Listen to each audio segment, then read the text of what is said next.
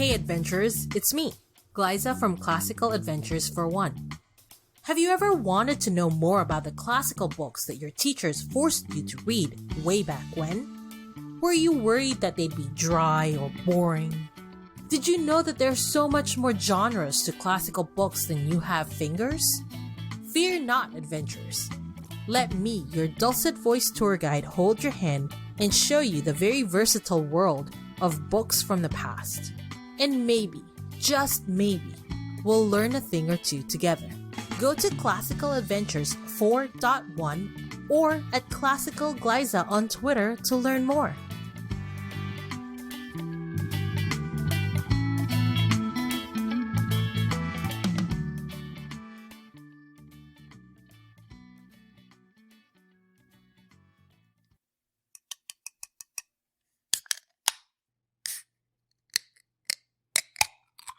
So, Romans had a tribe in northern Greece that was right? Rome is in Greece. I'm totally not making that up. I'm having a geography block. Help me. Geography is literally my worst subject. I'm no help here. Alexa, is Rome in Greece? Alexa, are you our assistant?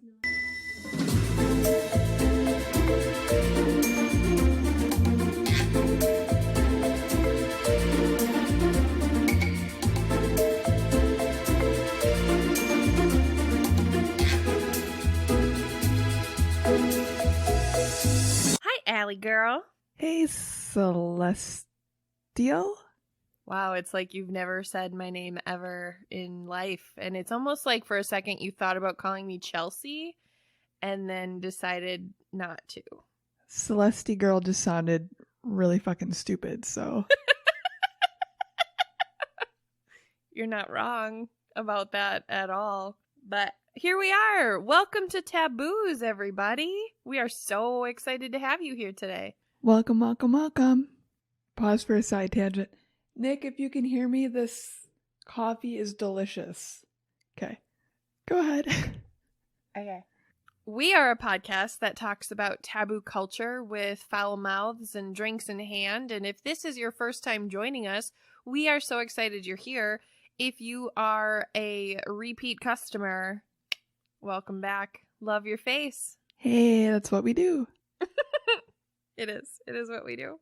What are you drinking over there that you had to shush me so that you could get Nick's attention so that you could tell him about the beverage? What is the beverage? I was really excited because I told Nick about how he's official, although he did hear how he's official designated beverage chooser now. So he's taking his role seriously. And so you notice how it says Pabst Blue Ribbon, and normally I would be suspicious of this. I wouldn't, but yes. The only beer with a ribbon. It's hard coffee. It's hard coffee. It's delicious. With 5% alcohol, that's legit. I don't love coffee, so I'm so happy that you love that drink, and I am jealous that Nick did not prepare me with a solid beverage choice for today, but I love that you have one. I was actually scared of it because I was just scared of it. You would like this. It doesn't taste like coffee. It tastes like a frappuccino. Like, it tastes like chocolate. You're doing a great job selling this right now. You would like it. What are you drinking? I'm having my Huge Press pomegranate ginger. I really convince myself that every time I start drinking this, I will suddenly like ginger. I don't. Yeah, that's not really how that works. I'm waiting for my taste buds to go through their 7-week cycle so that I will start to enjoy the taste of ginger. Because I really do like this beverage, and I really do want to just love it every time I drink it. But I was looking at today while I was working on our Patreon drink dissections, I was looking at the press page for different flavors. First of all, did you know that Press is actually a Milwaukee product? No, that is awesome. Dead fucking serious, yes, because as part of our Patreon tiles, dear listeners and dear Patreon members, as promised, we started working on piling together our drink dissections, which we talked about a few weeks ago. Allie sang about it. It was a whole moment. And we are going to have those up on our Patreon, like promised. So yes, I was doing this research, and as part of the little infogram that will be the drink dissections, I thought it was just really cute to include where the beverage comes from. And specifically, I did that because I started our Patreon drink dissections while I was listening to our Basement Flooded episode. And Jordan was like, oh, it's from sweet old, good old boy, Kingman, Arizona. And I was like, that obviously needs to be on this drink card. So now I'm going to just start putting locations on them. And if there's a specific location, it's quoted. So sweet old, good old boy, Kingman, Arizona is on the drink card. But for press, it's Milwaukee. But I was looking at the flavors, and there's so many flavors that I'm stupid fucking excited to try. So I'm just trying to get through the struggle that is the ginger so that I can get to the other amazing flavors, because there's some on there that I'm just really stupid excited about. There's a pineapple basil, and I'm fucking here for it. Where are the rest of them sold? Well, I don't know that because I'm going with all over the place. When I looked at, so it wasn't just Milwaukee. When I had originally looked up, I think I typed in like, where's press seltzer from? And it at the top of the screen, it just said Illinois. It didn't have a city. It didn't have anything. It just said Illinois. So I was like, maybe there's like a distribution center in Illinois. But then as I did a little bit more research, I did find that it is a Milwaukee Brewing Company product, even if Milwaukee Brewing Company does not own press. I couldn't really find, that's a lie.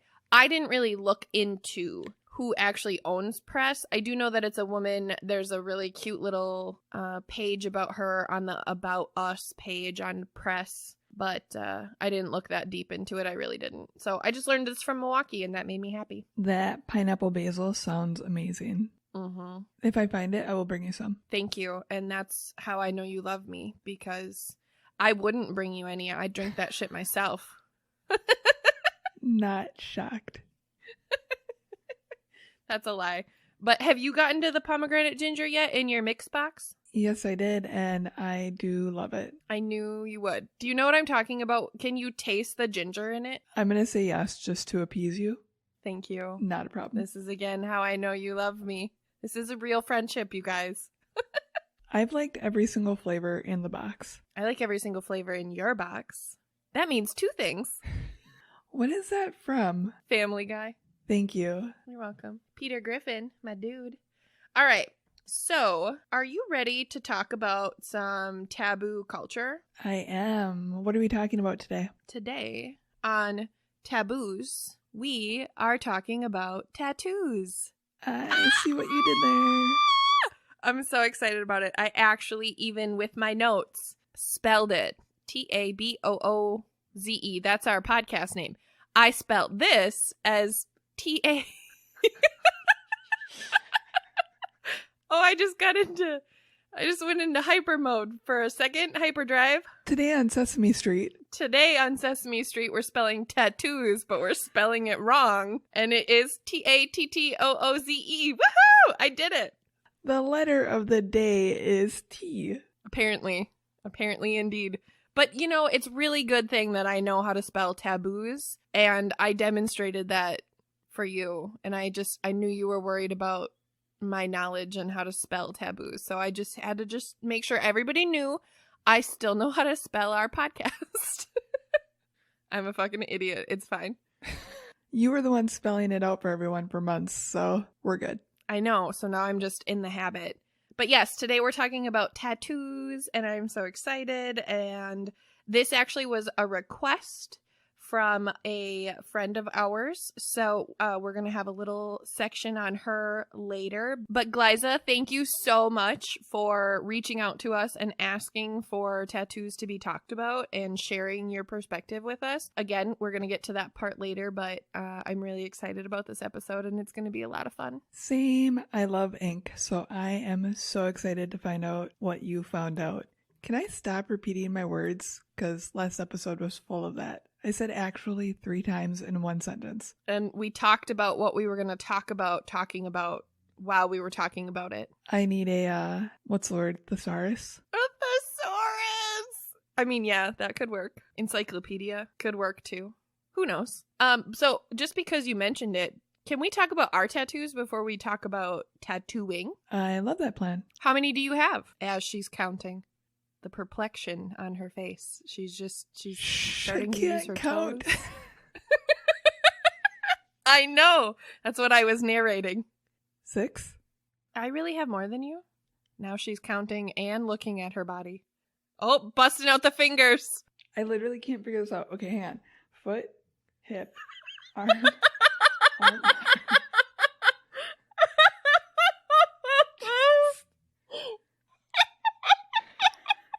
Hip, sternum, arm. And you shake it all around. I think 6. Foot, I think hip, you might be right. sternum, But arm. did you count that weird prison tattoo on your ankle? Yeah. Yeah, I think 6. Okay. Do you want to say that again so we can make that whole thing a blooper thing, or do you want to keep it? 6. 6. Final answer. Okay. 6, 6, 6. The number Hail of the Satine. beast. That's what Jordan would say. Shout out to Jordan. Dad's on Dayquil. Hail Satine. I'm literally still counting. Oh, again. How many do We're you at have? 36 at this time, given how many times you've counted them. How many do you have, you asshole? Now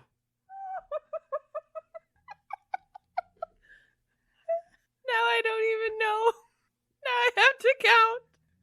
I think I have 8. 4, 27, 38, 42. 6, 7, 8. I have 8. And by the end of February, I will have started my 9th. And I'm very excited about it. What is your 9th going to be?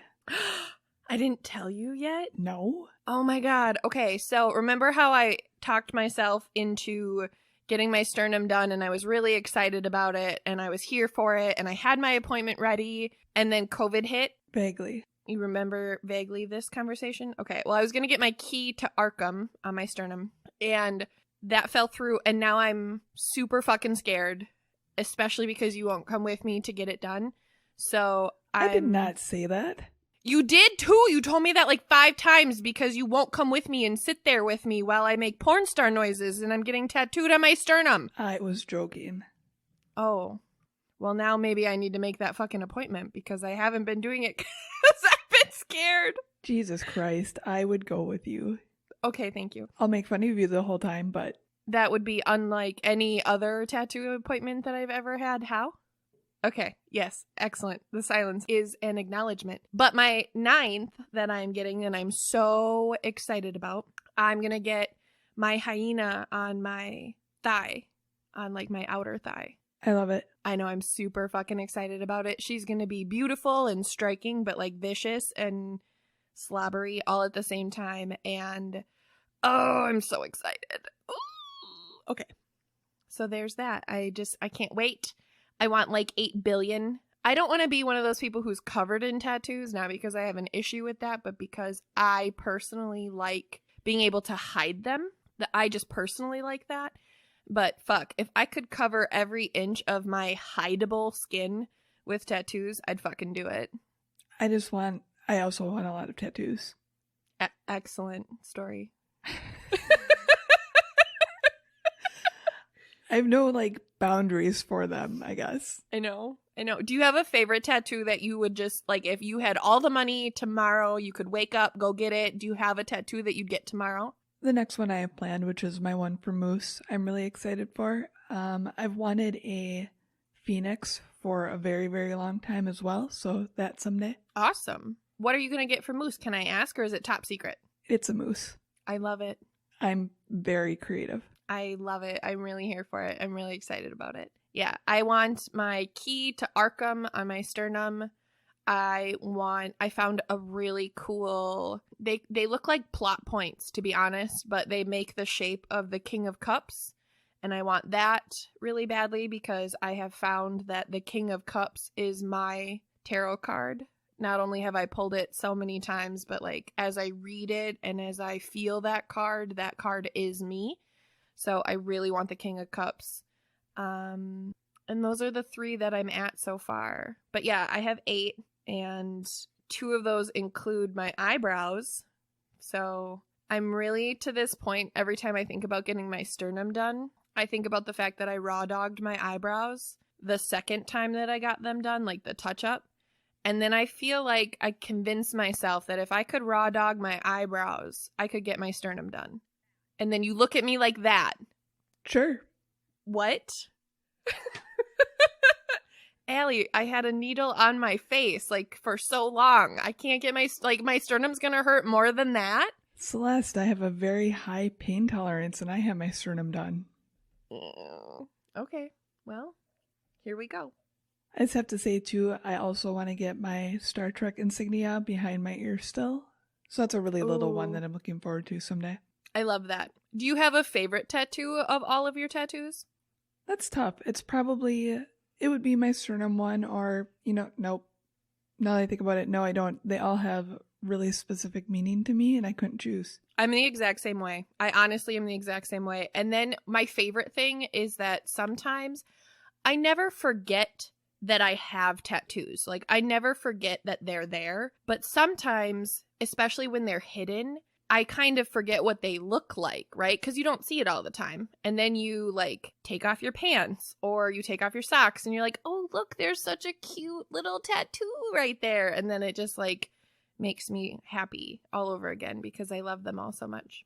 My favorite is when I'm standing in line somewhere and somebody is trying to read the one that's on my forearm and they're like upside down trying to read it. And I'm like, I can turn my arm right side up and make this easier for both of us. Broken neck syndrome while they're trying to read your shit. Mm-hmm. Sometimes I forget you have that one. I forget that you have that one because I love your forearm piece so much that I forget that you have your underarm piece. It's on opposite forearms. I understand that, but I don't, in my brain, think about them that way. Oh, look, you can hold them both up at the same time. You're such a dick. Hey guys, if you were wondering what our friendship is like, this is 100% it. This is it right here, this moment. I don't know if you've gotten that vibe up to this point, but here it is in all its glory. If I had to pick a favorite, I probably would choose between my elephants on my foot or honestly my anchor on my wrist. And I think that my anchor is one of my favorites because it's just so cute and small and it is so meaningful to me. And also because I see it the most. Like, it is the only tattoo that I have that is not constantly coverable. Like, even if I wear a long sleeve shirt, I still can't 100% cover up my anchor. So it's like constantly there. And I think for that reason, it's one of my favorites. I can understand that. So, since we talked about our tattoos a little bit, do you want to know where tattoos came from? Fuck yeah, I do. Fuck yeah, this was fascinating, and I really got into this because I was like, give me all things tattoo. I need to understand. Yep, I am geeked to learn. Fantastic. So, here's my disclaimer for this episode, because there is one. And the disclaimer says this. We both have tattoos, so there's that. I really wrote that down so I wouldn't forget. Much like anything else that we talk about, if it isn't your skin and it's just not your business, like point blank period, don't worry about it. All we ask is that should you get tattoos, you get them legally, responsibly, and safely, right? Like, maybe don't go to that back alley with that guy who's using some broken glass as a needle. Maybe find a reputable establishment instead. That's all I care about. Can I just interject and say also maybe just go to a reputable establishment, period, because I can attest to that as I have a cover-up piece due to a piece that was done for $20 by a shop that just said tattoo. And that was your original prison tat. Did you have that one before you had the one on your ankle? Yeah, right? That was your first one? It's not on my ankle, so I'm not sure where you're getting that from. It's on my foot, but the one on my foot was done in high school by a friend. Not prison. AKA a prison tat. Same thing. And the one on my wrist was done by an actual legal establishment once I turned 18 and decided that I needed a perfect circle symbol, as in the band, on my wrist. And it looked like somebody did it with Sharpie and they were 2 years old. It was a rough tattoo. But your cover-up piece is so fucking beautiful. I stare at it all the time, actually, because I love all of the different directions of it, and I love how bold it is while it's still so feminine. I just absolutely love your forearm cover-up. Thank you. I loved your face. when you hit that. Welcome. The face you made when you hit it. I punched it with, I fucking hate my life, it's fine. So, now that we've disclaimered, let us move forward to the birthplace of Tattooze with an O-O-Z-E, because for the entire context of this episode, please know that's how I'm spelling it, even though I say it normal. Just like the way that I say fuck is actually spelt with an H for anybody who doesn't know. I spell things phonetically because I'm a 2-year-old. So, the birthplace of Tattooze, let's start there in my notes. I went to SmithsonianMagazine.com and I found this article called Tattooze, the oldest documentation of people. No. Tattooze, the oldest documentation of the possible quote unquote why. Is that really the title of this? No, it's not. I just started making notes. I don't have the title of this. I do. The title of this article was called Tattooze. And I thought that was a good place to start. You did just witness that whole thing happen. What just happened? We can't talk about it because I don't know. I have no idea what just happened, but a lot in a very short time span did happen. So, back to what I've learned here. I'm just gonna drink. It's the safest bet, really. It's the only safe thing there is. Okay. So the oldest documentation of the possible quote-unquote why of tattoos dates back to about 4,000 to 3,500 BC. Additionally, small bronze implements were found as tattooing tools were discovered in the town site of Garab in northern Egypt, and they were dated to be about 1450 BC. So the why came from like 4,000 BC, and the instruments themselves that were found that were not completely disintegrated because they were a material that did not disintegrate, those came from 1450 BC. Okay. So I just kind of wanted to start there as the sense of like, that's how far back we're going for just the why. And this article kind of jumped around, and I personally jumped around in the way that I used it. So the tools are important and those time frames are important. Okay. Ancient Egyptian women were found to be the exclusive bearers of tattoos in that culture. Tattoos were seen as a few different things per modern interpretations of like studying those mummies and studying their culture. They could have meant a couple different things, but the primary thing that tattoos represented were actually that women were marking their status or class, and they were considered to be a mark of prostitution or as a protector of women from STDs. So that was one interpretation of what tattoos were in Egyptian culture, which I really thought was interesting. Like, to wear this mark is what is going to stop you from getting an STD. That is wild to me. I thought so too. But then on the flip side, other beliefs are that tattooing became a therapeutic role and functioned as a permanent form of an amulet during the very difficult time of pregnancy and birth. A direct quote states, "This is supported by the pattern of distribution, largely around the abdomen, the top of the thighs, and the breasts, and would also explain the specific types of designs. In particular, the net-like distribution of dots applied over the abdomen. During pregnancy, this specific pattern would expand in a protective fashion in the same way that beaded nets were placed over wrapped mummies to protect them and to, quote, keep everything in." So really, they would tattoo their bellies, and the pattern of the dots would expand, and that was kind of their symbolism of keeping the baby and all things that like kept the baby healthy in their belly. That is so cool. I thought so too. I really did. But here was what I didn't like about that thought. I really struggled with this, and I couldn't find anything that said I'm thinking about it correctly or not. What I didn't love, though, what I thought was kind of weird was, like, did women get the tattoos on their bellies before they were pregnant or while they were pregnant? Because can you imagine getting your tummy tattooed? First of all, getting your stomach tattooed sounds painful as fuck. Like, I know people with their tummies tattooed, and it's painful.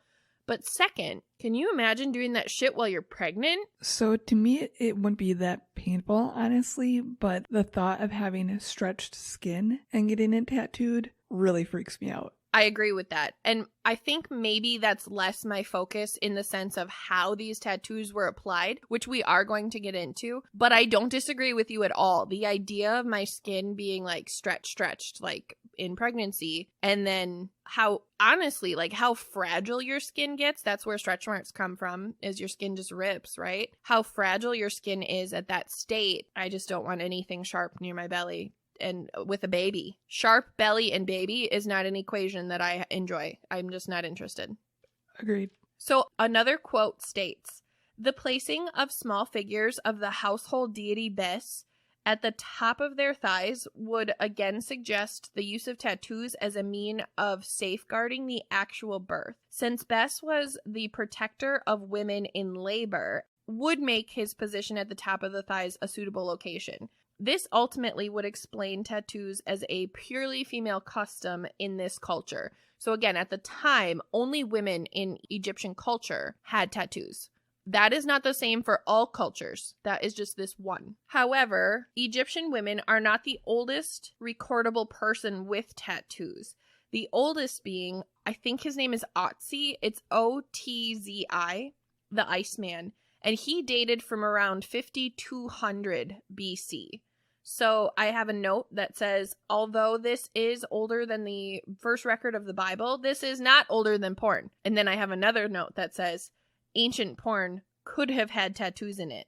Shout out to the OG Suicide Girls. Nice. I'm about it. I'm here for it. The Otzi information, the Otzi, the Iceman guy, again, if I'm saying his name wrong, I'm so sorry. But he came from the NewYorkPost.com. Like, I had taken a little sidestep because I thought it was important to talk about the fact that he was the oldest recorded person in history to have tattoos. And it was really weird. I was looking at some of his tattoos.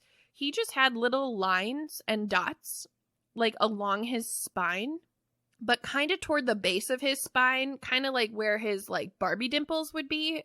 I'm sure he didn't have Barbie dimples, or maybe he did, but do you know what I'm talking about? Like, that lower area of his, like, hips and back? Yep. It literally looked like somebody was, like, keeping tally on his back. I'm sure that's not what it was, but it was just really interesting to see, like, the oldest tattoo. I thought it was really cool. So we're going to hop back to the Smithsonian article. My next thing is called, what instruments did they use? Because that was a really legitimate question that I had.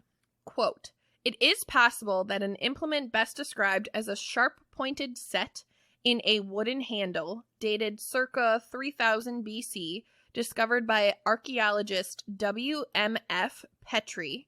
We should all acknowledge that his initials spell Wednesday, Monday, Friday, and I loved that news. He also found the aforementioned set of small bronze instruments, which were, again, from circa 1450. So he did find instruments that were older than those bronze needles, but the bronze needles were the first thing for sure that they looked at, and they were like, oh yeah, that's totally for tattoos. These resembled a wide, flattened needle, and if tied together in a bunch, they would provide a repeat pattern of multiple dots. So I really think about when we were kids and we took, like, skinny markers and we held them together to make, like, one rainbow at a time instead of coloring the individual lines of the rainbow. You know what I'm talking about? Yeah, I know what you're talking about. It also makes me think of those. Did you ever have the, I don't know what it was called. You'd, like, squirt. Nope, never mind. Please continue on with your thought and cut whatever I just said. You lost me at squirt. I really thought you were going to go in the direction of one of those pens that had, like, the multiple colors. You know what I'm talking about? Like the click pens, but they had different ink cartridges. I think I mixed two toys together in my mind. So I used to have the one toy where you would squirt paint on it and it would spin. Oh, like a spirogram. Yeah, but I was thinking that it had different, you could also put, like, a pen on it, and the pen would have different, like, multiple tips in it, and you could do different designs on it with multiple tips, but I'm pretty sure those are two different toys. No, they're absolutely not. That's a real thing. Oh, well, anyways, please continue. Okay, here we go. So what were tattoos made of was kind of like my other question, like thinking back to that far. And I've heard different, like, I don't know if they're myths or just different education, but I have never heard this version of what tattoos were as far as, like, the ink. So this fucking blew my mind. Can I just take a quick guess? Yeah. Crushed beetles and indigo? That's all I have. Those are probably really great guesses, and I would not be surprised if at some point in history that is an actual correct answer. However, for this time period that we're talking about, it is not the correct answer. So, usually a dark pigment such as soot was introduced to the pricked skin. I said the soot, and you made a face. What's your face for? What are you making this face for? Well, it's soot. Seems like a terrible idea, but I guess hindsight is 2020. Super terrible idea. Super. Ooh, can we acknowledge that 2020 is now hindsight? Oh, snap. Oh my God! That was a braingasm that I was not prepared to have. That was just like a quickie braingasm, like a 10-minute session in the laundry room kind of braingasm. But yes, soot, terrible idea. And what I also thought was really interesting about the soot process is that they would poke a hole in your skin first. Okay, and then I'm going to continue on with what this says. So a random but important quote from the English writer William Lane, who is from 1801 to 1876. He observed, quote, "The operation is performed with several needles, generally 7, tied together. With these, the skin is pricked in a desired pattern. Some smoke, being like black or like the soot, or wood or oil, mixed with milk from the breast of a woman. It is then rubbed into the holes that were poked. It is generally performed at the age of 5 or 6 by gypsy women." So, literally, I just had to be here to make some noise. It's Maple. I just had to be here to make some noise.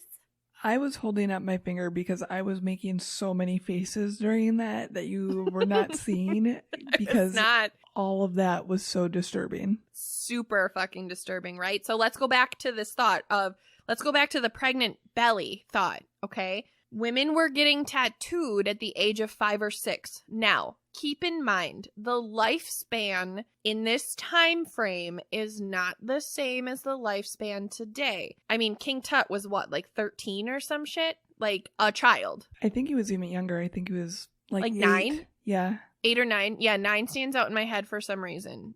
But so does 13. I don't remember, but either way, he maybe was 13, but even 13 is still a fucking child. Like, you are a fucking child, without question. There's not even like, oh yeah, maybe he's just a really mature 13-year-old. Like, no, absolutely not. But women at the age of 5 or 6 were getting these tattoos done, okay? And they were getting them done on their bellies for this protective, one of the theories being, for the protective aspect of pregnancy. So then I go back to my question of, were they pregnant while they were getting their bellies tattooed? Or did they get their bellies tattooed with the intention of someday getting pregnant? Which that piece seems weird to me, because that would be a waste of time and, honestly, resources. If you weren't going to have a baby, what would be the point of tattooing your tummy? Well, yeah, but if it's your intent to have it and it's part of your ritual and belief, then you're going to do whatever you can to help put that forth. That's true, but the pattern is to represent keeping it inside. So that makes me think that it was while they were pregnant. And then I have this image of 5 and 6-year-olds being pregnant in my mind with tattooed bellies, and there's just so many things wrong with that in my brain. Yeah, I'm going to go ahead and keep in my brain that it was done in their childhood for future pregnancies. I'm just going to go with that. I'm going to go with that. I like that plan. Okay, but also, let's acknowledge, though, how fucked up it is at the idea of a 6-year-old sitting for a tattoo. Oh, yeah. That would be... I mean, tattoos today are painful. Can you imagine getting it one fucking poke at a time? And then they're like, okay, sit still so I can rub this breast milk soot into that wound I just made. Well, here's the other thing I didn't know. I didn't realize that it was multiple needles in one, so that just blew my mind too. Agreed. That they were multiple needles and then they were tied together. And I think about all the things that could go wrong here. Like, not even in a dramatic way, just in the sense of like, what if they became untied, like mid-tattoo? Like, now this circle is lopsided because one of the needles fell out. Like, there's so many things that could go wrong that I just think are so hilarious contextually. But had I been there, if I could get in my little time machine and go back, I'd be like, stop this right now. Don't touch that child. Like, get away. No tattoos. Here, none. I don't know. I just thought that was really interesting. I had to share it because that piece really got me in so many different ways. So the next piece that I want to talk about is tattoos in different cultures. And much like anything, there are two sides to this conversation. We are going to start with the side that talks about tattoos in cultures in a positive way. So many cultures take the practice of tattooing and the concept of having tattoos to mean different things throughout all of history. So one culture might have hated tattoos and likes them now. They might have really embraced tattoos and hates them now. Like, it is different all over the world. So keep in mind this piece as we move forward talking about different countries and different cultures. Not everybody stuck with what they originally started with. Accounts from ancient Greek, Roman, and British cultures indicate that tattoos were considered a mark of nobility. Only the wealthy would have them. The Romans named a northern tribe Picti, which literally translates to the painted people. So, like, Romans had a tribe in northern Italy, and they literally called them the painted people because they were just covered in tattoos. And I thought that that was super interesting because, obviously, the Roman Empire was a real fucking long time ago. And to imagine people at that time in history having full-body tattoos is just really fucking cool to me. I wonder if were there, like, pictures available of them or no? I didn't look for the Picti tribe. I didn't. We should, though. I didn't mean actual pictures, but you know what I mean. Depictions. Oh, like a demonstration of depictions. Well, what was really interesting was when I was looking at the Egyptian information, there actually were mummified remains where you could see the tattoos. And it was crazy. The tattoos were in such beautiful condition considering, one, how they were made. Like, soot, breast milk, and a hole in your skin. Like, they fucking looked good. And two, given the level of decay, like, yes, mummies are preserved to such an extent. Like, without question, the entire mummification process is fascinating to me. Disgusting as fuck. I never want to be mummified. No, thank you. But it's fascinating at the same time. And to see that thousands of years later, you can clearly tell what this tattoo was on this person is fascinating to me. And there were tons of pictures of at least the ancient Egyptian women. And like I said before, the Iceman guy, there were a couple pictures of his body too, his tattoos. Just the idea of like, skin is such a fragile thing, right? Like, skin is one of the most fragile organs we have, if not most fragile organ we have. And yet, like, these mummies were preserved so well that, like, you can tell what their tattoos are. I just think that's fucking cool. Yeah, that's pretty incredible. Yeah. Highly recommend for anybody who's curious, like, just go look at it because you're like, oh, that bitch had, like, a fucking face tattoo that you can totally tell. Like, it's not like a mole that maybe grew weird. It's definitely a tattoo. A quote from the portion in which I got this information. Why didn't I cite this source? Okay, so this is me admitting to everybody I made a mistake. I forgot to cite my source for where I got positive tattoo experiences. I'm really sorry. I did find this on the internet. I don't know. I don't even know what to do right now because I've never not cited my sources. So I'm not plagiarizing. I did get this from someone else. I don't fucking know what else to tell you. I'm really sorry. So direct quote from this article that I didn't cite says, "Yet amongst the Greeks and Romans, the use of tattoos, or stigmata as they were called, seems to have been largely used as a means to mark someone as quote-unquote belonging, either to a religious sector or to an owner in the case of slaves, or even as a punitive measure to mark them as criminals. The fashion was also adopted by Roman soldiers and spread across the Roman Empire until the emergence of Christianity, when tattoos were felt to, quote, disfigure that in God's image, and so were banned by the Emperor Constantine from 306 to 307 AD. So that's the concept that I think that, I mean, we're not getting into this in this episode. I mean, maybe we will. I don't know. Are we going to get into Christianity hating tattoos in this episode? I just want to say that, you know how there's a thanks Obama thing? No, I have literally no idea what you're talking about. There's like a thing where everybody blames Obama for everything and the reaction is thanks Obama. Our thing is thanks Christianity, because that's literally how it feels with almost every episode. I do feel like that's true. I think about my quote of white people fuck it up for everybody else. I think about that, but like Christianity really fucked it up for everybody else. I feel that way. It took a lot of the fun things and just went, yep.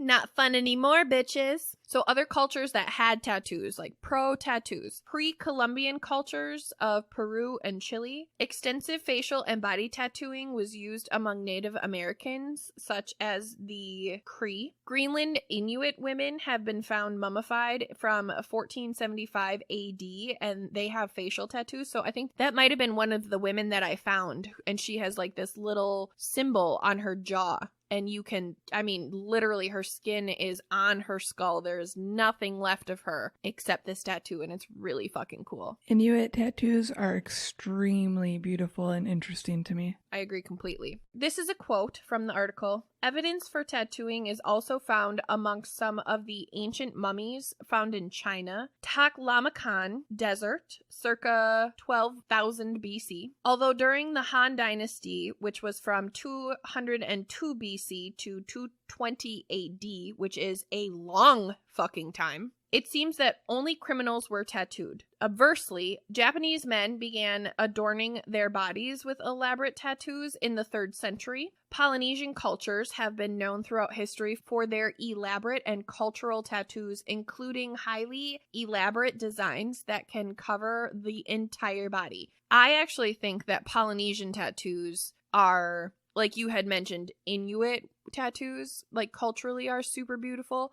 I think Polynesian tattoos are some of my favorite cultural tattoos. What I hate about the adaptation of Polynesian tattoos is every fucking frat boy who is like, let me get a sleeve, and they get some like Polynesian tribal thing and it means nothing to them. That shit pisses me off. But actual tribal art, I think, is so fucking beautiful. I agree, it is beautiful. Polynesians actually are owed credit for the term of tattoo or tattooing. A quote from the article states, following James Cook's British expedition to Tahiti, wow, I said that like so proper. I did not mean to. Following James Cook's British expedition to, oh, it's because there's 2 T words next to each other. That's why I can't figure it out. So dude went to Tahiti. There, I said it. I fixed it. In 1769, the islanders' term for tattoo, meaning to hit or strike, gave the West our modern term for tattoo. And the difference in those 2 words is spelling. So if I'm pronouncing tattoo in the sense of like where it originally came from wrong, that's on me. But the spelling is Tattau, which in my mind is pronounced as tattoo. Can you spell it again, just for my curiosity's sake? Tattau. Seems like that's how it would be pronounced to me too. Yeah, so shout out for the word, yo. Appreciate everybody who helped us get to that point. So then my next section of tattoo information is called sans tattoo, as in no tattoos in this culture. Here we go. This came from andreacatton.co.uk, and the article is called The World's Least Tattoo-Friendly Countries. And then I was like, obviously, that's what I'm fucking looking for. The first being Denmark, which I thought was really surprising because remember in our porn versus reality episode, we were like, fuck yeah, Denmark got their life together. Literally 3 years before pornography was legalized, tattoos were considered illegal. Whoa, crazy. I know. Since 1966, Danes have been forbidden from getting their face, neck, hand, or head tattooed. This could soon change as of this 2016 article. Like, I couldn't find anything on it since.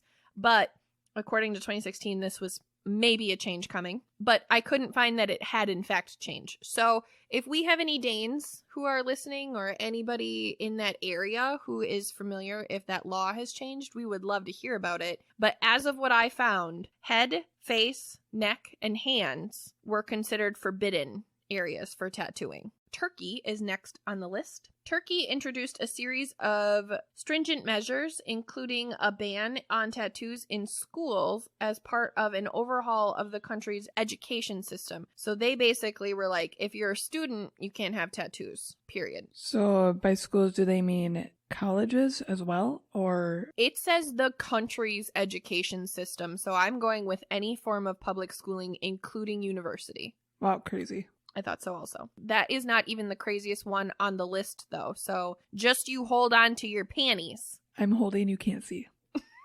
I was waiting for you to tell me you weren't wearing any. That was my next note. I'm actually not, so. Excellent. So Iran is next on the list. In 2015, Iran banned tattoos as well as spiky haircuts and the use of tanning beds on the grounds that they are implied devil worshipping. No Bart Simpson. You know what? Actually, I need to put my notebook down and I need to look at you and make this comment. Do you know what I really thought about as I thought about this policy in Iran? What? High school alley would not have been allowed in Iran. What? Why? Didn't you have a fucking...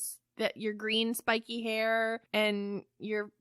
Come on, don't fucking do this to me. It was like emo hair. It wasn't spiky. You say spiky hair and I literally think like Bart Simpson hairstyle. Allie, it doesn't say Bart Simpson. It just says spiky hair. So no scene girls in Iran.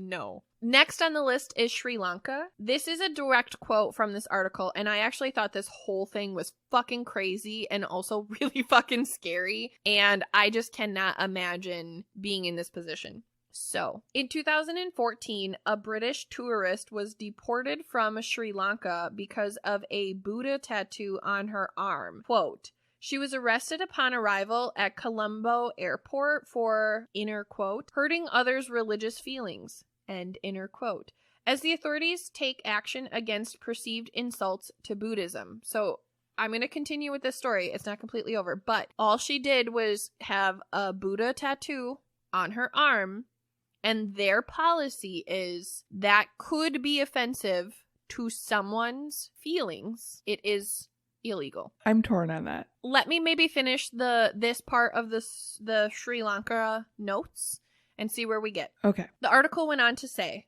Miss Coleman, who told police in a statement that she practiced Buddhism, explained, quote, I was taking my suitcase out. One of the taxi men at the stand stopped me and said, oh, this is a big problem in Sri Lanka. You've got a Buddha tattoo. The official religion in Sri Lanka is Buddhism. So rather than seeing this tattoo as an homage to the religion, it's actually considered insulting. That's all I have on the Sri Lanka part. I have more countries to talk about, but I want to hear your thoughts on this piece specifically. I think if you're traveling somewhere, religion is central to that area, like Place. It is. Yeah. Like it is there. It is your due diligence to be responsible about it. Do I necessarily agree with the course of action? No, especially considering she was a practicing Buddhist. But to me, it's on her. What are your thoughts? I have really similar thoughts. I do. I struggle in the sense of, like you said, she is a practicing Buddhist. So this tattoo obviously meant something to her. And it wasn't a tattoo of like Buddha with a fucking arrow through his face, or like it wasn't anything demeaning or bad. So just like having cultural representation of Buddhism in your home and in your sanctuary for practice, I guess I really struggle with why that couldn't be on someone's body and still mean the same thing. Like that way you have your spirituality with you at all times.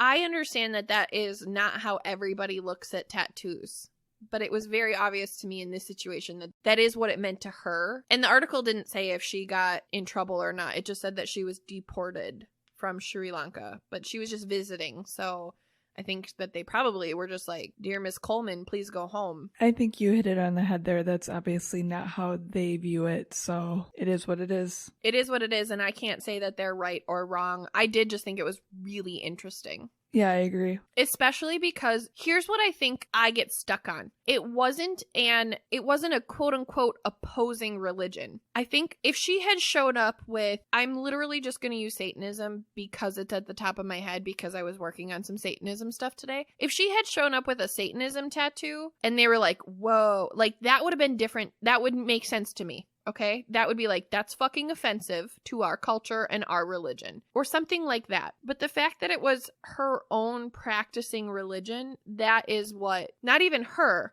because she doesn't need to practice that religion to get that tattoo. In that country, she does or would. But either way, I think because it was their religion, I just struggle. I'm not saying it's right. I'm not saying it's wrong. I respect their decision, obviously, as a country and their culture and whatever. But I think that's where I just am like kind of scratching my head a little bit, because it is the same religion. So like, how could you be mad at it? Obviously, I'm just making assumptions here, but I think one way it would be viewed is it's one of their holy figures on an unholy and unworthy body, an unworthy temple, per se. So that's a really interesting point. And I would have my own personal thought to respond to that, but specifically because we're talking about the religious aspect of it, I'm not even going to go there. I do think that you're right. I mean, we're just guessing, we don't know, but honestly, that would make sense to me, because Buddha wasn't made to be put on your body. I get that correlation now. So interesting, and I love that we went down that little Buddha rabbit hole. Can I tell you that I used to want a puggle? Not a pug, an actual puggle. And I wanted to name him Buddha, and I wanted to get him really fat so that I could go, Buddha, Buddha, Buddha, Buddha. I wanted that so bad. You just don't even know what to do with me. It's fine. Mostly because I hate puggles and fat dogs. I now hate small dogs, and I'm impartial to fat dogs. I don't know. All right. So the next country, I didn't know that this was a thing. This is in reference to Islam. But according to this article, this region was called UAE. Do you know what that is? Yeah, it wasn't even like abbreviated. I'm sure it is an abbreviation, but it wasn't marked as an abbreviation. It was literally just called UAE. I got nothing. Okay. So the next quote is in relation to the UAE. Even though you will not be legally penalized for having a tattoo in the UAE, it is forbidden in Islam because it is considered a form of self-injury. That one I thought was really interesting, as we don't like tattoos because truly, you and I both love tattoos, and they do fucking hurt. Like, even my least painful tattoo, which was probably my bicep, it still was a very fucking painful experience. It was like there was nothing pleasant about it. It went really quickly, but I can understand that correlation of self-harm, especially when I think about people who get like huge pieces and they sit for hours. Like that, in a sense, I could understand being looked at as like a form of self-torment.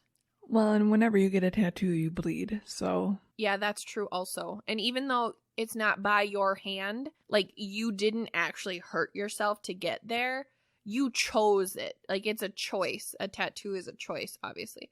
So I thought that was a really interesting one. The next being Japan. A study done in 2015 stated that 56% of hotels and inns didn't allow visitors with tattoos to enter their public bathing areas. And then I was like, bathrooms? ... Because I didn't realize that public bathing areas were a thing. I still don't know. What is a public bathing area? Public bathing areas are a thing. There's public bathhouses. It's very, very common. Like a co-ed dorm room kind of a situation? But like public? Kind of. So picture, I don't know if it's necessarily all in living situations, but I know you can actually go to, for instance, like massage places and then go to a public bathing area within the massage place where there's literally just people hanging out and you all get in one big bath or one big shower area or sauna, and that's it. And generally it's nude. Well, obviously it's nude. Oh, really? Shut the fuck up. Oh, really? They bathe fully clothed? I said sauna, so I wanted to clarify. I was not weirded out by this thought process until you indicated that they were nude, which made it infinitely better, so thank you. So only 31% of these establishments permitted tattooed bathers. You're just like waving it around. This is my spirit finger. Oh, it hurts to laugh. Allie, it hurts. My abs hurt so bad. It hurts to laugh. Okay. Only 31% of establishments permitted tattooed bathers to enter, while 13% said that they could enter as long as the tattoos were hidden. Tattoos are traditionally associated with Yakuza, which is an organized gang in Japan. The next country is North Korea. There is no law against tattoos in North Korea, but they are subject to certain regulations, and they need to have some sort of ideological element. Per a quote of a man who recently escaped North Korea and settled in South Korea, stated, quote, "In North Korea, tattoos must carry praise of the Kim family or carry teaching of the state. They must have a political purpose in them. Examples of these would include, quote, guard the great leader to our death, quote, we are the general's offspring, and, quote, defense of the motherland." Holy and fuck. I really wrote in my notebook, I really wrote in my notebook, funny, not funny. That's crazy. I can't imagine. Like, you cannot get a tattoo unless it says we are the general's offspring. And then I'm like, are there 8,000 dudes with the same fucking tattoo walking around North Korea? Like, I don't know why, but that gave me some serious V for Vendetta vibes. I've never seen that movie. Oh my god. I know. Get You out. can hate me. It's fine. Yeah, get out of your house. Why? Wouldn't that be where I would watch a fucking movie? I don't care. You need to go. You're removed from your own house where you could watch this movie. Fuck off. It's really good. You would like it. Okay. Isn't it like Kate Beckinsale or some shit? First off, please don't ever pronounce my future wife's name that way ever again. I'm No, really I sorry, future wife. I actually don't know how to pronounce her last name. But no, it's Natalie Portman and Hugo Weaving. So you're going to be her future wife and you don't know how to pronounce her last name. It's Beckinsdale. It could be Beckinsale. I have no idea. She's British. You're probably right. I don't fucking know. Okay, so shout out to Kate. So adversely, South Korea. Tattooing is not illegal in South Korea, but the law states that only a licensed medical doctor can carry out the tattoo. Therefore, a growing number of tattoo artists are vulnerable to prosecution on the whim of local authorities. And then there's like a sub-bullet that says, officials say the law is justified by health considerations, which include the risk of hepatitis and HIV infection for improperly sanitizing needles. Although that makes sense to me. It makes sense. Like the safety risk of it, right? The health factor of ensuring that all of the tools are sanitized, like to a medical grade. Yes, completely understand. Agree. 1,000,000,000%. That's what we were talking about before in we don't give a fuck if you get tattoos, but get them safely. Don't go to the place that uses HIV needles.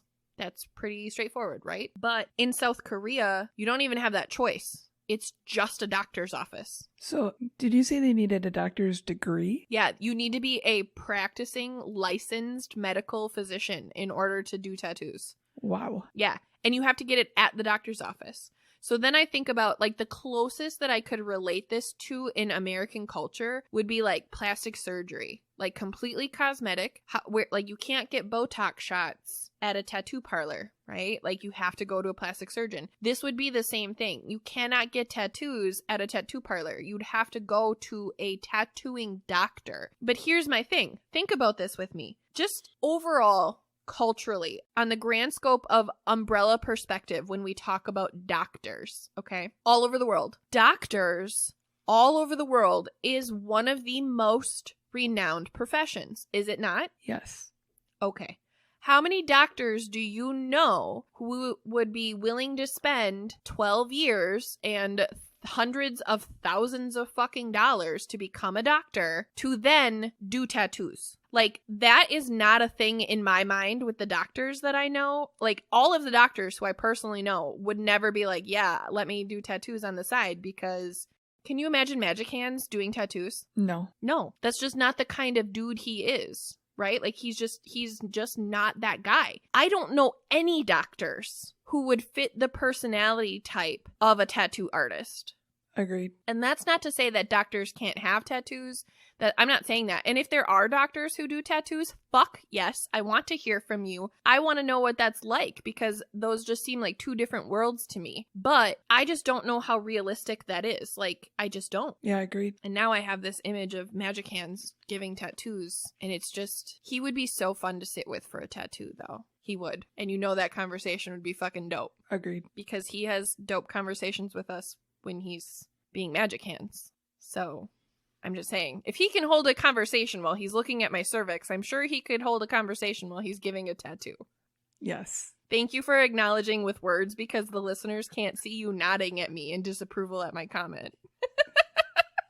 So the next portion that I want to get into is actually our girl Glyza, who runs the Classical Adventures for One podcast. Shout out to our trailer. That is her show. She's adorable and fantastic, and I absolutely so appreciate her sharing this story with us and this perspective with us, because this was such a big deal for this episode. Again, this was honestly kind of where this thought process for this specific episode came from. So huge shout out to our girl. Thank you so much. We love you. We appreciate you, and your show is fantastic, and I love all of your tales. So thank you. Please keep it up. Yeah, you were one of the first ones to come to us with a taboo topic that specifically correlated to you as a listener that was from another country. That was super exciting to us. Oh my God, yeah. Like beyond exciting. So thank you. We love you. We appreciate you. I know I already said that, but I'm just absolutely just so stoked. So here we go. So Glyza's perspective was this, quote, "The idea that tattoos are only for criminals is a really big thing in Asia. My culture is specifically Filipino, and I have tattoos. I have heard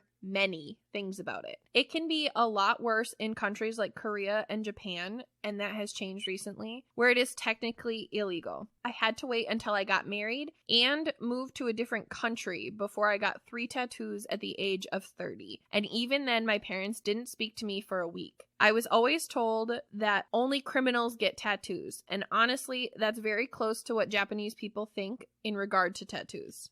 End quote. Glyza explained the meaning behind her first tattoo, which was a phoenix with a little girl in the middle to represent an accident that she went through as a child that she survived. The other 2 that she has, she just got because she liked them. Quote, "When you're told all your life that you can't get a tattoo, your first tattoo always seems meaningful. But the thing is that tattoos shouldn't have to be super meaningful before you can get one. It's my body, and I don't have to make justifications. No one should have to justify what they do with their body. Like, if someone wanted to get a tattoo, that's on them. We are free to judge whether we will associate with them or not. I can look at a Nazi tattoo and think, quote, well, that's a terrible thing. And either you were a terrible person or you are a terrible person, or maybe you made some mistakes in the past, but the point stands. That's their body and their choice." Shout out to Glyza and one of her tattoos, which is a turtle sitting on a book.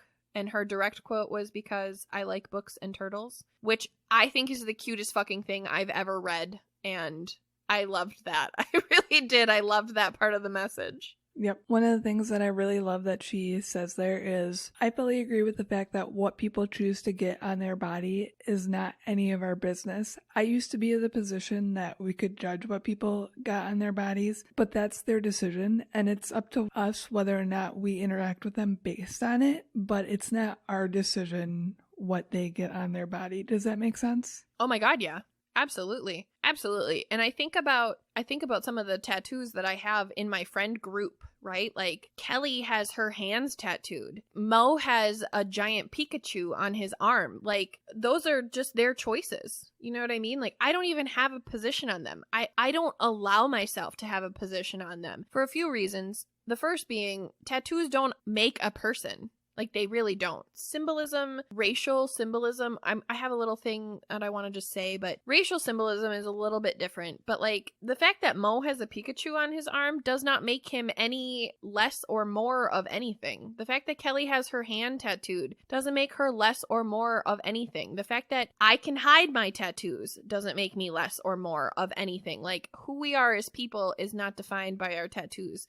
Just like the lack of tattoos does not define a person. I completely agree with what you're saying. I think I just took it to a different place. Like, if somebody has tattoos, fucking cool. If they don't, fucking cool. It doesn't really matter what those tattoos are. It's your choice, like you said. Yeah, and to take it one step further, if somebody puts something derogatory on their body, that's their choice, and it's up to me to decide whether or not that's going to impact how I view them. But once again, that is their choice to put it on their body. That is not my choice. You know what I mean? It's still their choice to do so. Absolutely. Yeah. So actually on that thought, that stems 2 different thoughts. But on that thought, I want to ask you, what was the reaction when you came home with your first tattoo? I will never forget mine. I'm curious if you remember yours. Like, you got your first tattoo, and whether you would have been 18. I don't recall. I don't think that you were living with your mom at 18. But the first time you saw your mom with your new tattoo. Do you remember the reaction? I was not living with my mom, and I do not remember. Okay.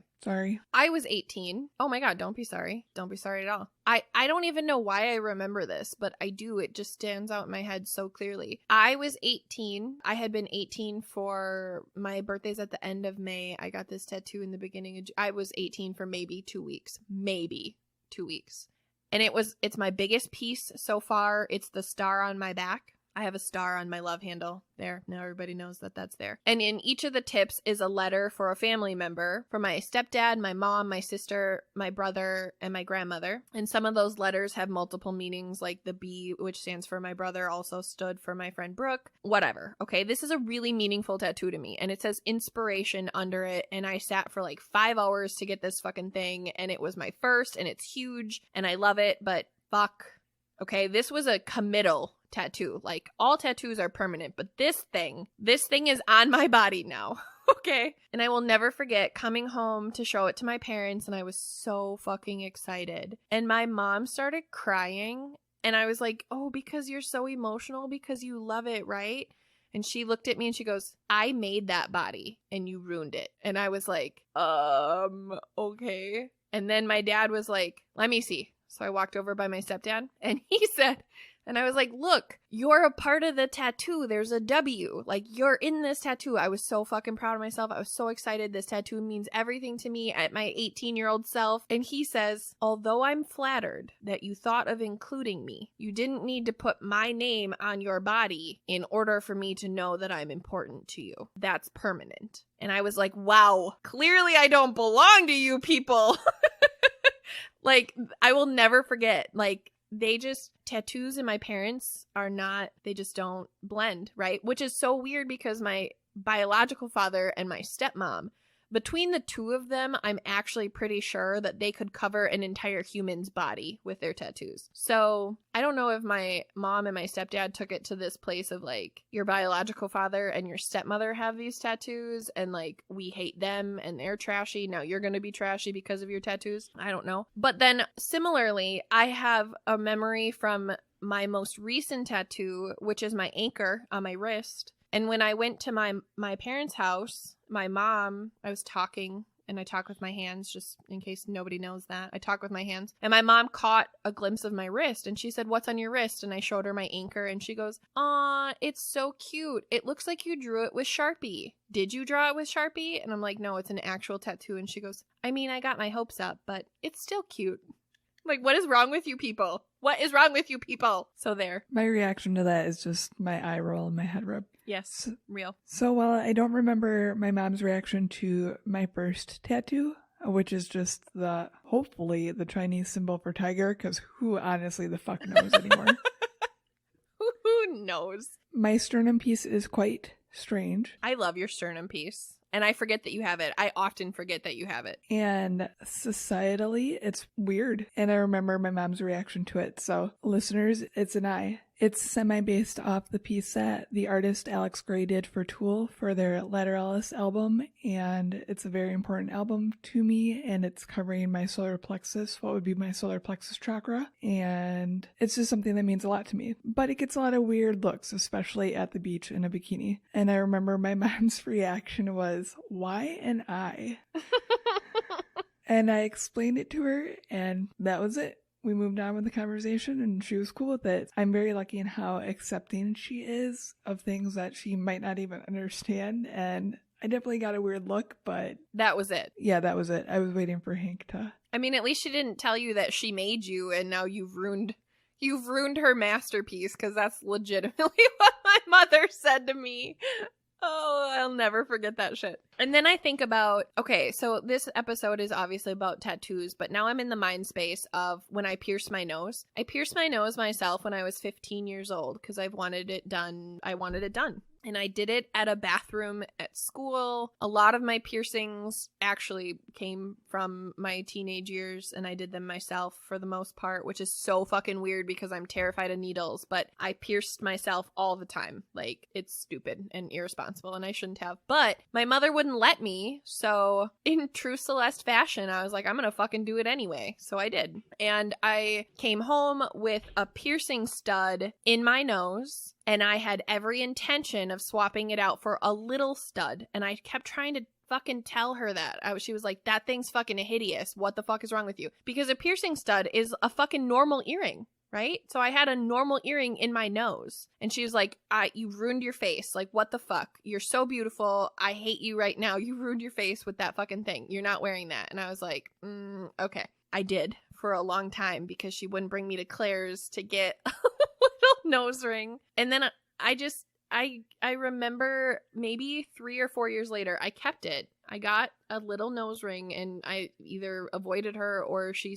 didn't say anything about it. And I will never forget that, like, 3 or 4 years later, we were at the mall and she was like, do you need any nose rings? And I was like, are you buying them for me? And she was like, sure. And I was like, okay. And that was how I knew at that point, 4 years later, that my mom had finally accepted my nose ring. So my mom is not the body modification approver in our family. My mom was far more upset about my piercings than she was about my tattoos, but I'm not sure if that's because I was underage when I got my piercings and they were done in somebody's home. I think that was a big part of mine. Like the one time that my mom found my belly button piercing and it was infected because I was super allergic to the belly button ring. She about whooped my fucking ass that day. Like I really thought I was gonna die on that day. Maybe if I didn't have gangrene on my stomach, I would have. I didn't have gangrene, but it was really infected. That was just a terrible visual. You know what's even worse? My sister found it, and my sister was like 5 when she found it.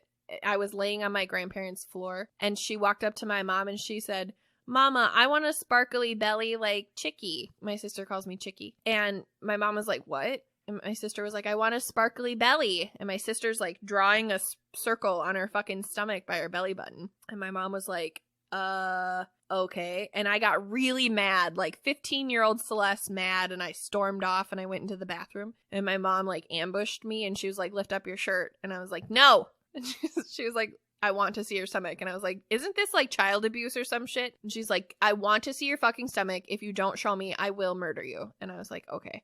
And I did, and my fucking stomach was trash, like super infected. It was bad. Oh God. Yeah, I don't miss that shit.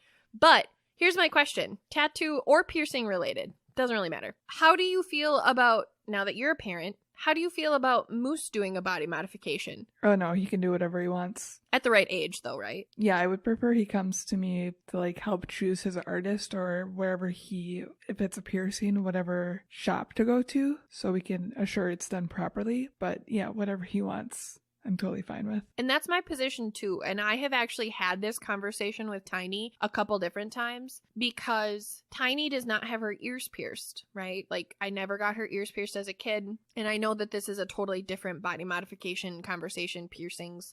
We will have an episode on piercings, I'm sure, but here's me just having this thought. So she doesn't have her ears pierced, and she was asking about it for her birthday, and she was like, what if I wanted my ears pierced? And I was like, then you can absolutely fucking get them. Like, go ahead, let's do that. And I know she's not ready because I know her, and I know she's terrified of piercings, and she's terrified of needles. She doesn't do the poke very well. And I know that this just came from a place of like her friends got earrings for their birthdays, and she wants to wear earrings, but she doesn't want to go through the process of getting her ears pierced. So we actually did have an actual conversation about at whatever time you want to start doing body modifications, we will do that. Like if you want to start tanning and this is within reason, you guys, I'm not going to get my 7-year-old's tongue pierced because she says she wants it. But when my daughter wants to start tanning, I will take her tanning and I will make sure that she's doing it responsibly. Like that's her choice. She should get to choose that. If she wants her nose pierced,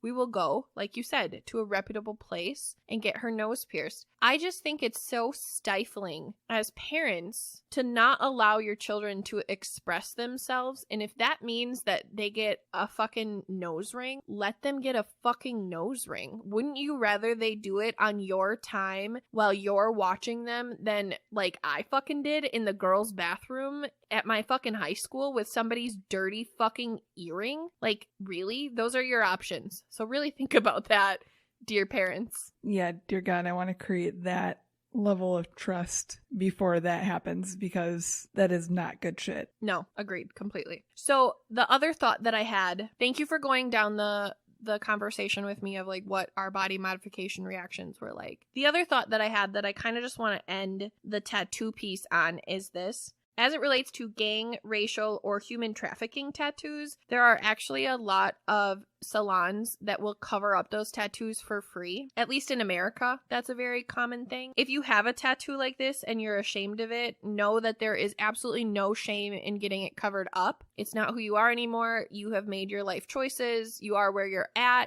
All you can do is grow and move forward. So I just wanted to throw that out there too for anybody who has never heard of that. Like, that is a real thing. I know that specifically a few shops in our area that do that, and we're a fucking no place on the map, right? There are thousands of places that do this, so this is a common thing. Please just go find it. Like, if you have a fucking swastika tattoo, they'll cover it up for free. You should get that shit covered up. Get it gone. Be done. Okay, thanks. Love you. Bye. And then the last thing I have in my special guest notebook for today says, this is not the only conversation that we are going to have about tattoos, but we wanted to start here. So stay tuned. This is the history. This is where tattoos came from. We do have other thoughts on tattoos that we want to talk about, but I thought that for our first tattoo conversation, just to kind of lay the groundwork, that this was a really good place to start. Yep, I think this was perfect. So what did you learn here today? I once again wrote it down. Oh, 2 times in a row on a Celeste episode. I'm fucking here for it. The Egyptian women bit just blew my mind. Mm-hmm. Ignoring the child portion of it. Yeah. Ignoring the that child part. portion's super fucked up. I think the thing, I know you didn't ask me, but I'm going to tell you. The thing that I learned, besides all of the cultural aspects of tattooing, like where it's okay and where it's not okay, and the different reasons why, or like the doctor thing. The fucking doctor thing blew my mind, especially because I brought it to the place of magic hands then being a tattoo artist. That was a great little mental adventure for me. But the breast milk thing, the breast milk and soot being what makes a tattoo, and then also the concept of like poke a hole in the body and then rub some shit into it and now that's a tattoo. That whole thing was absolutely mind-blowing to me. That's what I learned here today. I knew that portion of it, that the hole was made and then the pigment was like rubbed into it, but I didn't know what was used as pigment, obviously. So like breast milk. What? Yeah, Why? I'm not so sure that I'm excited to have learned about that, so... I also think this is so fucking gross, and now I'm here, and we're gonna do this. I think about, like, wouldn't it go bad? What would prevent the breast milk from, like, spoiling? No. No. What do you mean, no? We're not thinking about that, or no, it wouldn't happen? No, it's not really how it works. It's in... Why not? That bacteria is now in your fucking pores. It just dries. Like, you can... Wow. Yeah. I don't even know what that was. I don't either. So breast milk is thought to have certain medicinal properties, so there could be some underlying things there as far as that goes. I don't know. I don't have anything scientific to back it up, but I would suspect that has something to do with it. That's an interesting thought process that I didn't really think about as it relates to the breast milk thing. Yeah, I just thought it was really interesting, and that's definitely one of the things that I learned here today. So, dear listeners, we hope that you learned something here today, too. I really enjoyed this episode. I did, too. I really did. And this was one of our episodes that it just very much felt like us. Very you and I. Agreed. Not that I don't love having guests, because I absolutely do, but even some of our not guest topics still don't feel like you and I moments, and I thought this one was a you and I moment. This is just a very you and I topic. That's true too. I just had a few random shout-outs I wanted to do today. It is specifically for other podcasters that have been showing us a lot of love lately. Campfire Classics has been shouting us out a lot on Twitter lately. They are hilarious. They cover stories on the shelf that you would generally pass up in hilarious manners. I highly suggest checking them out. Erin from I Had to Say It has been showing us a lot of love lately. Erin, you are so sweet. Dustin from Sandman Stories. Okay, I have been listening to love Dustin. Oh my god, his voice is so soothing and I love the music that he uses. Yeah. Agreed. If you need something to fall asleep to at night, check out Sandman Stories. For real. I fall asleep to Dustin probably 4 nights a week. And honestly, Dustin is my Celeste. Stop fucking around and go to sleep now. That when I have reached that point in my insomnia where I'm just either get up and start your day or go to bed, Dustin is who I turn to. Yep. And then big shout out to Ian from Why Whiskey. Yes! I was waiting for your response. So Ian told us that he, his wife, and their 19-year-old son listened to our virginity episode together and that his son had some comments on it. And just hearing that they listened to it together gave me all the feels and made me so happy. Yep, that shit hit me right in the heart. Like, I cried a little bit. Just, I don't even care what their conversations were. If they were sitting there like, this is fucking stupid. Like, I don't care. I'm sure that's not what happened, or he wouldn't have told us about it. But the fact that, like, as a family, they sat and listened to us have this conversation, and then it sparked a conversation for their family. Like, that is all we can ask for, is just for these conversations to be had. And the fact that we were that starting point, like, that is such a fucking honor. And I am so humbled by that experience and so grateful. And just, Ian, thank you so much for telling us that and sharing that with us, because I cannot tell you how happy that made us. Yeah, that was just so cool to hear. And to hear that it was with your 19-year-old son. I mean, yes, he's an adult now, but still, it's about virginity. That's still a semi-awkward conversation for a parent and a child to have most of the time. So to make us a part of that is really fucking cool. Beyond fucking cool. And also, I mean, yes, 19-year-old, you are an adult now, but that's still your baby. Like, as a parent, like, that is still your baby. And I just, yes, I don't even have words. I'm just gonna ramble if I start. So truly, that meant so much to us. Seriously. Also, may I give a shout out? Of course. My shout out is for Josh from 4 Nerds by Nerds. I love 4 Nerds in general, like the whole fucking everything, but specifically our dude Josh is so fantastic, and he listens to every episode, and he loves to send us his thoughts, and he also, oh my fucking god, best friend status goes to Josh for making us our Pokemon Satanism little music video, or whatever the fuck you want to call it. Like, our competition marketing, he took it to a whole different level. Melissa killed it with the flyer itself, but then Josh made us a little video. And if you haven't seen it yet, go check it out. This is not just a promo for the competition, but also, or contest, or whatever the fuck we called it. But also, seriously, I just asked Josh if he would share it, because their podcast is 4 Nerds by Nerds. And I was like, if we're going to hit a nerdy market who's interested in drawing Pokemon, like, it's probably on their fucking page. Like, it's probably their listeners. And he was like, yeah, I'll totally share it. I got you. And then literally like 15 minutes later, he came back with this fucking video, and he was like, is this okay? And I was like, I could fucking kiss you. Like, this is amazing. This is magical. Like, you did not have to do this. Like, oh my God, Josh, I love you. You're amazing. I have literally watched that like 3,700 times. I watch it multiple times a day. It makes me smile. I do too. It really does. I love the little Satan that pops into the Pikachu. Mm-hmm. And I love your voice doing it, Josh. Same. All of it is amazing. Every second of it. So there was I have other shout outs, I'm sure, but that was the one that I've been dying to share. On that note, the contest ends in, let's see, when this releases, I don't even fucking know. Math is hard. So you have 10 days left to enter our What is Satan's Pokemon Evolutions contest. You will have the option to choose merch or an Amazon gift card if you are the winner. Enter. We want to see what Satan's evolutions look like. We do. And also, can I tell them the secret Patreon thing? Yeah. Okay. So we have already seen some of the artwork that has come in. Matt from Anime Talk gave us some. Josh drew us some. And I know that there are a bunch of other people who are working on them right now. And you guys, like, seriously, I have loved every single image that has come our way so far. Even if we need a winner, right? Because we need merch.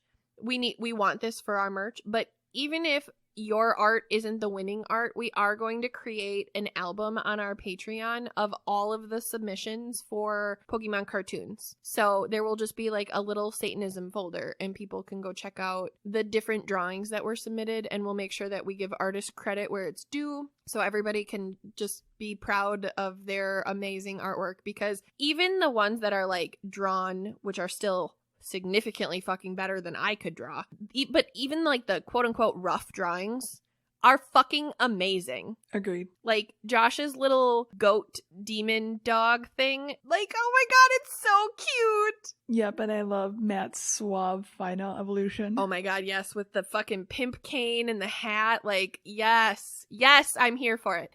So we just wanted everybody to know, like, this isn't a participation award moment because we are not those people, but genuinely, we really appreciate that everybody is taking time and effort and energy to help us with this project and be involved in it with us. So just know that even if you don't win, your art will still be represented on our page because, like, it gives me all the fucking happies. It really does. I think that's pretty much all we had, guys. If you want to support us, we have a Patreon, like Celeste said multiple times now in this episode. I think that's the most we've ever mentioned our Patreon. I was gonna say that was like a major fucking Patreon plug, and I wasn't even trying to. I'm just saying it's where we're gonna put things.